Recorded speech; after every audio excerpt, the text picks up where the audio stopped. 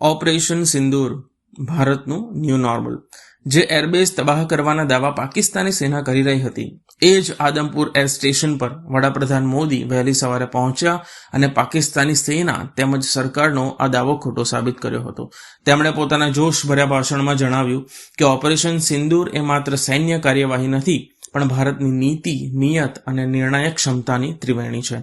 પાકિસ્તાની સેનાના ભરોસે બેઠેલા આતંકીઓ અને પાકિસ્તાની સેનાને પણ ભારતે મજબૂત જવાબ આપતા માત્ર 20 થી 25 મિનિટમાં ભારતીય વાયુસેનાએ પાકિસ્તાનની સીમા પાર 9 આતંકી ઠેકાણા તબાહ કર્યા અને 100 થી વધુ આતંકીઓને ઠાર માર્યા।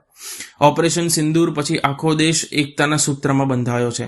વડાપ્રધાને સ્પષ્ટ કહ્યું કે આવી ચોક્કસ અને ક્ષતિરહિત કાર્યવાહી ફક્ત આધુનિક ટેકનોલોજીથી સજ્જ અને કટિબદ્ધ સેના જ કરી શકે। પાકિસ્તાનની સામાન્ય નાગરિક વિમાનને આગળ ધરી બચવાની કૂટનીતિ પણ નિષ્ફળ ગઈ। ભારતીય વાયુસેનાએ પોતાના લક્ષ્યને અદ્વિતીય કૌશલ અને અદમ્ય સાહસથી હાંસલ કર્યું। વડાપ્રધાને ફરી જણાવ્યું કે ઓપરેશન ફક્ત સ્થગિત થયું છે, બંધ નહીં।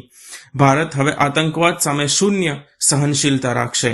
અંતે ભારત માતા કી જયના નારા સાથે વડાપ્રધાને સૈન્યના આત્મવિશ્વાસમાં વધારો કર્યો અને પોતાના ભાષણને વિરામ આપ્યું।